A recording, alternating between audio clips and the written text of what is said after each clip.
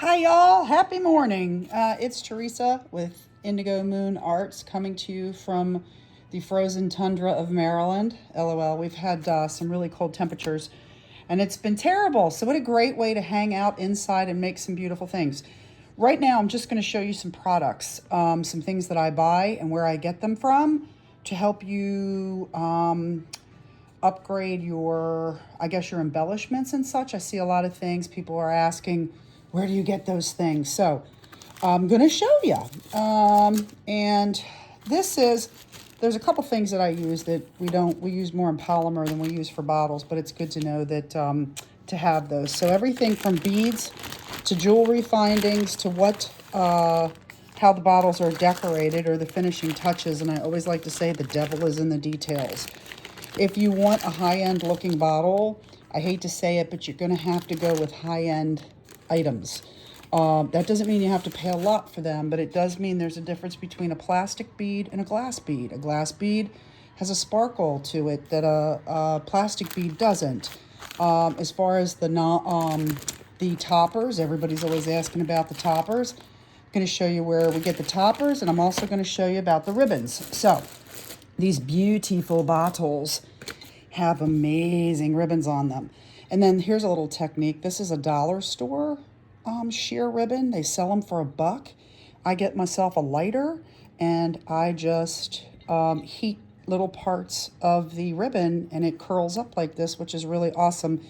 There is danger in using lighters and fire. I'm just telling you how I do it. I'm not encouraging anyone by any means to use lighters or fire in their craft making, but that's how I get this kind of tattered look. And again, my next video, this is the molds that we were talking about that we make look like metal. I'm going to show you how I do that. Okay, so these are called finials. A finial is like an ornate or elegant topper. I bought some wood finials, which I used. Hang on a second, I'll show you. Where is that? Oh, here it is. Here is a painted wood finial that I put on the bottle topper. Some of the bottles don't come with caps. So your ability to adhere a topper has to do with how much real estate on the bottle you have. If it has a hole and doesn't have a cap, these finials are awesome. They're just hand painted. That's a wood finial. It's a lamp finial, or could be any kind of finial. There are curtain rod finials. There are furniture finials. Anyway, I get almost everything on Amazon. So that's what those are. And check your sizes again. Everything comes in different sizes. This is my beautiful bag of doorknobs because that's what people are using. They're using finials and doorknobs. This is a finial. Came from Amazon. These are called crystal cabinet. They're cabinet pulls is what they are. So you can put cabinet handle. The glass ones are always going to look better than the plastic ones, but you can get those on Amazon, Temu, eBay. Here are some pink ones. They come in different sizes and shapes. Look, here's some dragonfly ones that are really cool. I'm going to use on a dragonfly one. This is some lamp finials. This is called antique bronze. The aged look is antique bronze. Here's a crystal one. Anyway, they're multicolored ones. There are iridescent ones. They're unlimited in what you can buy. But again, be conscious of the size when you buy because some of the lamp finials, they come from small to large. And then, okay, let's get rid of that. Hope y'all are having a good day and bearing with me here. Now let's talk about ribbon. The best place to get ribbon for gorgeous bottles is going to be Etsy. And there's different shops. They sell nice. The other thing is, if you're wanting to do vintage, aged, seasoned looking bottles, keep earth tones, okay? Earth tones tend to make things look aged, rustic, older, seasoned, etc. When you go with bold tones like the Roy G. Biv, red, orange, yellow, whatever, some of those colors are very bold.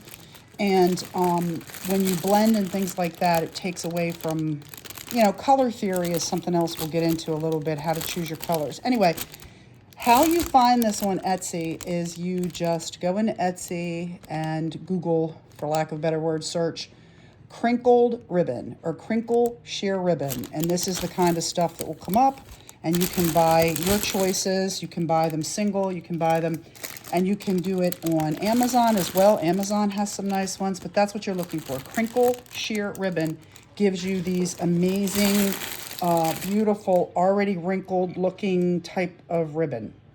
So, and again, here's another one of those. This is a mold. This is that Das clay. Now we're going to get into beads and findings. This is called jewelry findings, and these are glass beads. You can see how they sparkle. This is a hat pin, which I think they're fun. I love to use hat pins. I did in my clay work. Anyway, we're gonna go through all of this, but I'm just showing you some of the supplies. This is called a flat back cabochon, C-A-B-O-S, Flat back cabochons, another word for bead, but a cabochon has a flat back. It's not a three-dimensional, like round, fully round thing. Beads you can get anywhere, from Hobby Lobby to Michael's to eBay. These are jewelry chains, and you can buy them. They come like this. And how you would hear them is something called a jump ring. I'll show you what those are. Anyway, there are these pins. Okay, when you Google jewelry findings, they come in basically antique bronze, gold, silver. This is antique bronze, for example. These are just little keys. They're little charms. They're endless charms. From dragonfly charms, there are enamel charms, there are metal charms.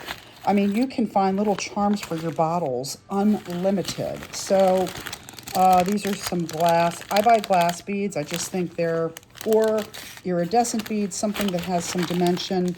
Anyway, all of this is available at any craft store, any Amazon, Temu, eBay. You buy what you like. What's important in this is what we call the findings. These are how you get, okay, so these are jewelry findings. These are called jump rings. And those are how you put two pieces of chain together. And then these are your bead spacers and your seed caps, they're called. And this is how you make, I'll have to do a separate video on that, how you actually make your little bead accoutrements. But that hopefully helps a little bit. The last two things I'm going to show you real quick. These are called pearlescence. They're powders. They're pigment powders. This is how you, without painting, but you paint these on clays. They're like eyeshadows, sort of, and these are pan pastels. These are very expensive, but they're so worth it. This example, this is a bezel. So this is an antique bronze bezel. And this is just me playing. I didn't lock it down for a reason. I took the clay and I just rolled it into a ball. Then I flattened it into this space, and then I used a stamp. And I just used a little rubber stamp and stamped that kind of design in there. And then I used the pearlescent powders with my finger, because it's like a shadow, and you just rub it and it gives you that kind of recessed look of the clay. It's just air dry clay. Polymer clay is like my favorite to use. I'm gonna have to do some polymer clay videos. Oh my God. Anyway, hopefully you're following me for this. The last thing on this list is the, just for now, the jewelry chain. You can buy different sizes, different styles. It is just jewelry chain, and it's sell in yards or length. And these are the things that we wrap around the bottles and add the jewelry, the beads and things to, if you see them. And one set of tools, there's one of those pretty little iridescent cabochons. And this is a finial. This is one of those finials that I just use E6000 glue along with hot glue to put them on the top. That's kind of what we use. And again, this video is very long. Sorry, we'll get to more supplies later. Thanks for sticking with me. Hope this was helpful. Bye.